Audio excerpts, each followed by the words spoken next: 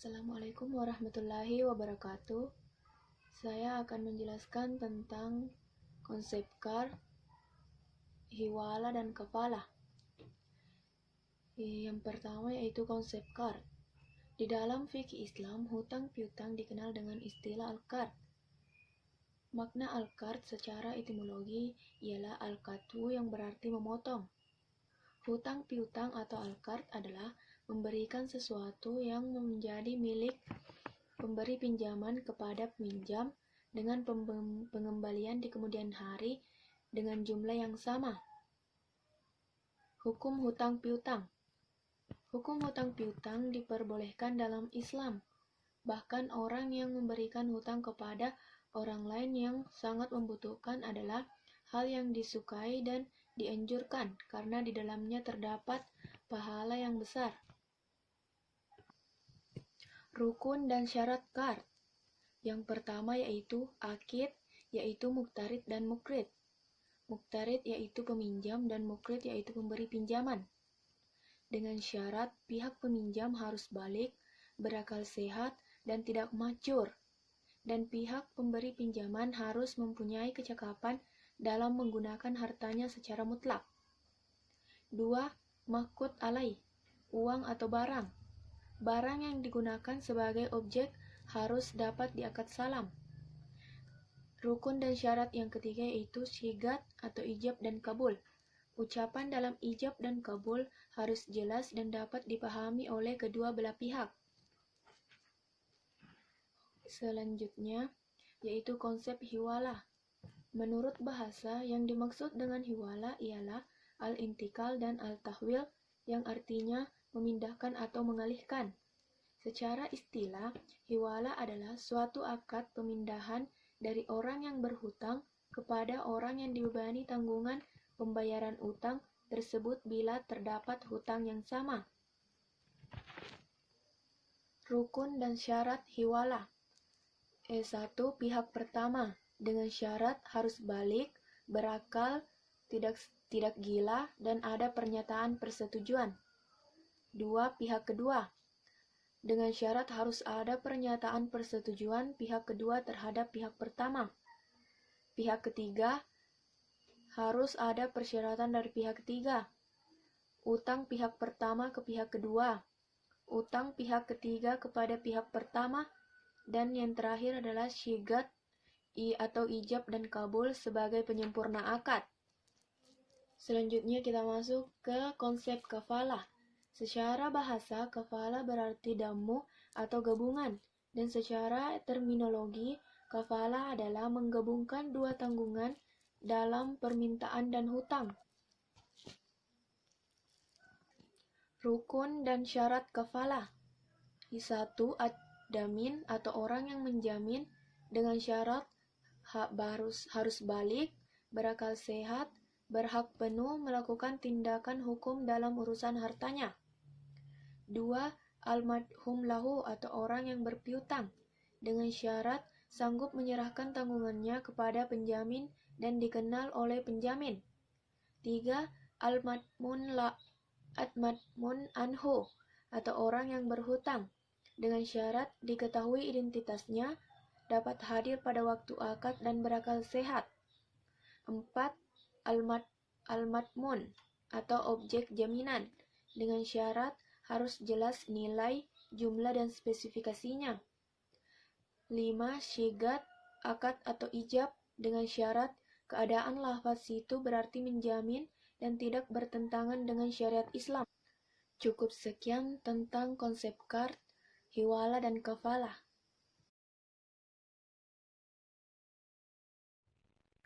Baiklah, di sini saya akan membahas tentang produk perbankan syariah berbasis qard, hiwala, dan kafalah. Adapun yang pertama yaitu produk perbankan berbasis qard.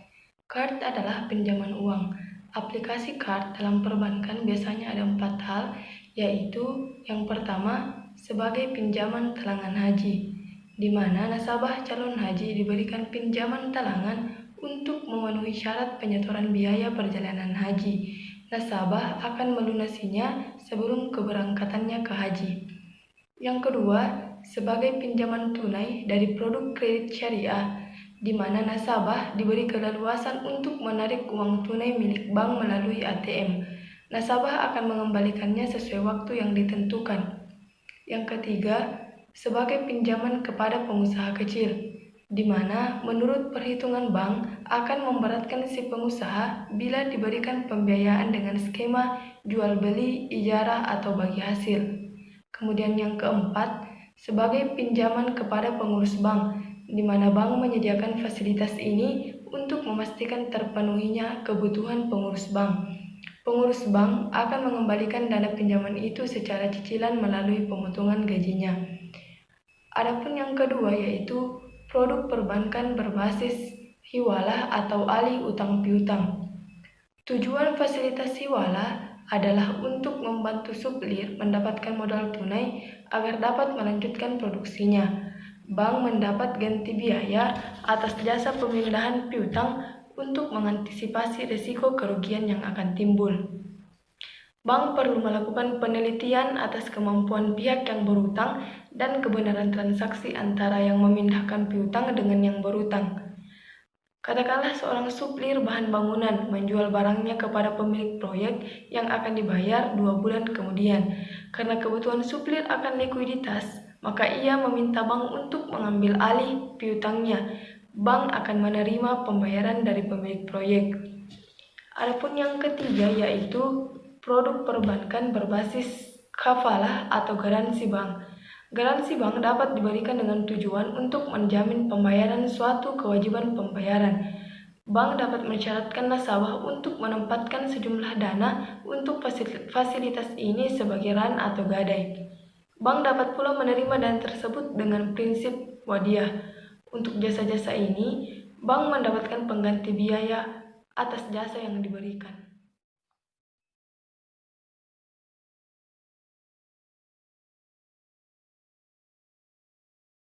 Perkenalkan, nama saya Nur Hikmah. Saya akan menjelaskan materi mengenai mekanisme produk perbankan berbasis KAR. Mekanisme produk perbankan berbasis KAR. Berikut adalah mekanisme KAR. 1. Seleksi dan akad KAR. Yang kedua, menyerahkan dana KAR. Yang ketiga, mengembalikan dana KAR sebesar yang dipinjam. Penjelasan. Yang pertama, seleksi dan akad KAR.